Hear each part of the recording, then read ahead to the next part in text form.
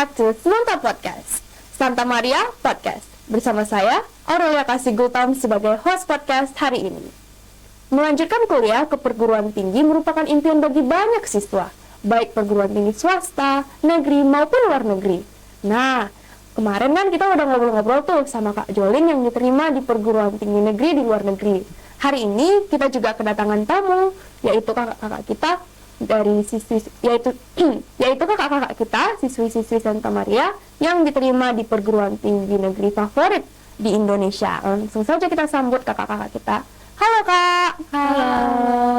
Nah, Kakak boleh perkenalkan diri, terus keterima di universitas mana dan juga di jurusan apa, Kak? Halo, nama aku Asya. Aku diterima di Fakultas Hukum, Program Studi Ilmu Hukum di Universitas Indonesia. Halo, perkenalkan aku Heni Febrianti. Puji Tuhannya kemarin aku lolos di Fakultas Psikologi di Universitas Gadjah Mada. Wah, keren-keren banget ya Kak, bisa diterima di 2 universitas terfavorit di Indonesia, apalagi lewat jalur SNBP.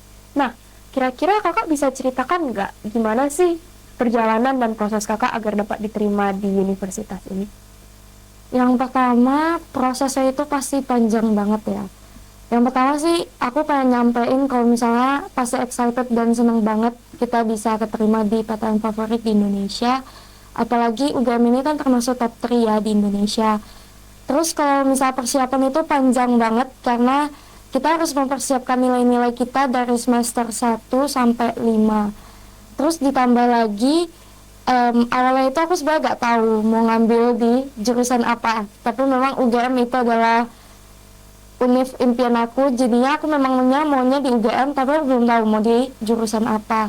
Sampai pada akhirnya aku melihat peluang nilai aku yang lebih besar di jurusan mana, itu yang aku pilih. Dan sebenarnya psikologi ini tuh termasuk yang salah satu jurusan yang aku pengen dan tertarikin juga sih. Jadinya ya aku pasti senang sih bisa masuk ke UGM di jurusan psikologi. Kalau misalkan Kak Aca gimana ceritanya Kak?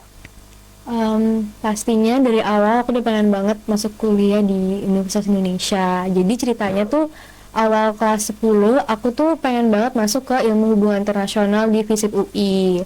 Cuman seiring berjalannya waktu, aku diarahin orang tuaku untuk masuk ke Fakultas Hukum karena kebetulan orang tuaku itu backgroundnya di bidang hukum.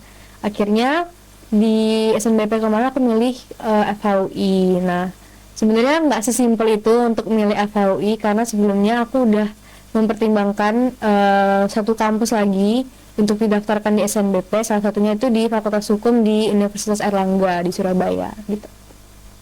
Berarti kira-kira universitas di tempat Kakak terima sekarang itu udah jadi pilihan pertama Kakak atau kira-kira ada plan lain nggak Kak? Terus motivasi untuk Kakak mendaftarkan diri di universitas itu apa Kak? Kalau untuk UI, iya udah first choice dari awal. Motivasi mungkin dilihat dari bidangnya ya, karena aku ngambil bidang di ilmu hukum, jadi aku pikir pasti semua orang pengen ke fakultas hukum yang terbaik lah di Indonesia gitu. Jadi memang aku lihat FHU itu punya peluang yang besar, relasi alumni juga kuat banget. Terus banyak sekali melahirkan pengacara atau kayak legal. Selain itu juga relasi alumni yang kuat dan juga FHUI itu udah melahirkan banyak sekali pengacara dan attorney yang keren-keren di Indonesia gitu. Kalau Kak Heni gimana motivasinya Kak? Sebenarnya ya kalau misalnya UGM itu memang udah impian aku ya dari kecil, ditambah abang aku itu masuknya di UGM juga, jadi yang itu menjadi faktor salah satu aku yang bisa mendorong aku lah pengen juga kayak abang aku yang bisa masuk ke UGM. Terus sebenarnya aku punya plan lain, jadi sebenarnya UGM ini memang impian tapi aku tuh dulu belum yang terlalu pede gitu loh, karena UGM ini kan susah juga ya, favorit top 3, jadi aku sebenarnya belum pede banget. Jadi aku tuh udah daftar juga di salah satu universitas swasta di Jakarta. Cuman puji Tuhannya aku masuk ke nominasi eligible, jadi aku bisa coba lewat SNBP ini. Karena sebenarnya kalau untuk UTBK tuh aku nggak punya persiapan sama sekali. karena ditambah aku nggak ada ikut bimbel apapun, jadi aku memang mengandalkan apa ya, nilai-nilaiku yang selama ini aja, yang dari semester 1 sampai 5. Berarti memang dari awal plan kakak itu lewat jalur SNBP. Iya, betul. Terus kan kakak-kakak kan lulusnya kan lewat jalur SNBP, itu kan mengandalkan nilai rapor ya kak. Kira-kira gimana target kakak selama 5 semester itu? Apa strategi kakak untuk dapat lulus di SNBP itu? Sebenarnya kalau strategi khusus sih aku nggak ada ya, karena menurut aku tuh bukan tipikal anak yang kalau misal belajar tuh harus keras banget, dan orang tua aku tuh bukan tipikal yang nuntut nilai banget, tapi memang ya maksudnya kita disekolahkan, dari pendidikan itu kita harus menggunakan kesempatan itu dengan baik. Jadi orang tua aku tuh sebenarnya pengen anaknya tuh punya nilai yang bagus, cuman maksudnya dia yang nggak mau terlalu ngekang anaknya, karena yang nggak mau punya pressure juga lah ke anaknya. Nah, jadi sebenarnya aku nggak punya strategi khusus ya, aku menjalani kehidupan seperti anak SMA pada umumnya aja. Cuman memang yang nggak boleh terlalu banyak main dan harus memperhatikan nilai-nilai sekolah juga. Gitu kak. Kalau Kak Asya gimana kak? Strategi atau plannya supaya bisa diterima di SNBP? Kalau untuk strategi khusus sih nggak ada ya, cuman memang aku selalu mengusahakan nilaiku itu progresif setiap semesternya. Terus didukung juga dengan ikut bimbel, itu crucial juga, penting banget. Apalagi untuk kelas 12 juga nggak bisa cuma ngandelin SNBP doang. Jadi aku ikut intensif untuk program SNBT gitu.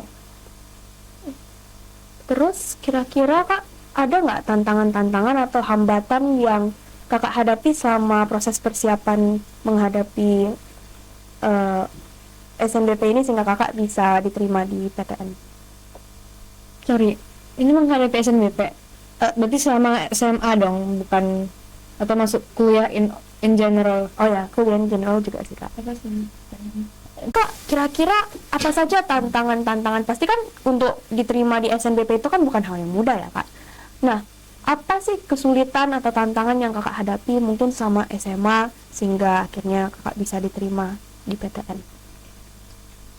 Oke, jadi karena memang SNBP ini kan memakan waktu yang cukup lama ya, jadi persiapannya itu 5 semester atau 2,5 tahun dari awal kelas 10 sampai semester pertama di kelas 12. Jadi pastinya ada rasa jenuh dalam belajar.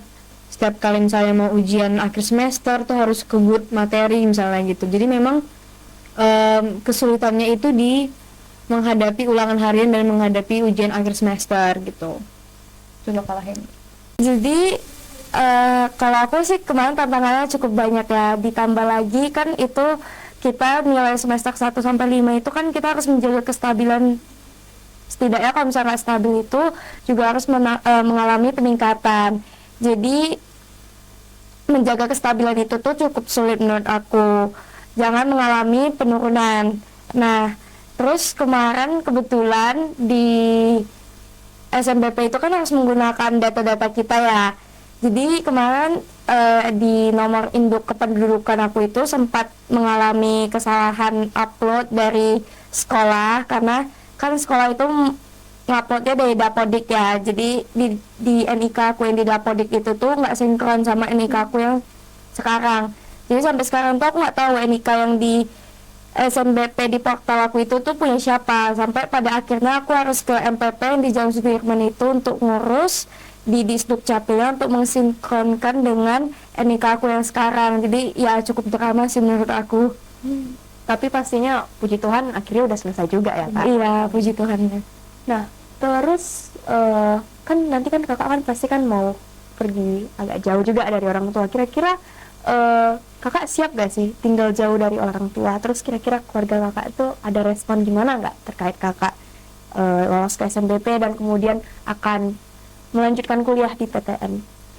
Wah, kalau ini sih menurut aku cukup berat, karena sebenarnya orang tua aku tuh mungkin dikarenakan aku anak cewek satu-satunya ya di keluarga.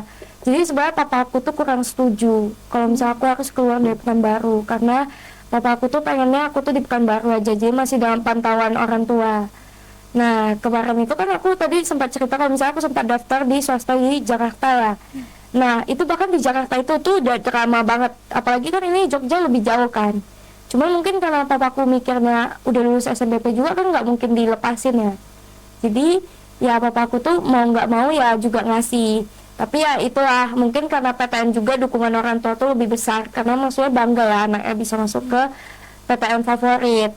Terus kalau misalnya menurut aku sih nanti kedepannya bakal jauh dari orang tua itu siap gak siap, karena kan harus jadi anak mandiri ya, apa harus sendiri, cari makan, ngurus ini itu tuh harus sendiri. Terus belum lagi kan kalau kita misalnya jauh ke orang tua itu kita homesick, pasti homesick sih menurut aku, karena pasti kangen sama masakan rumah, kangen lingkungan suasana rumah. Dari aku sih gitu ya. Kalau dari Kak Aca gimana Kak?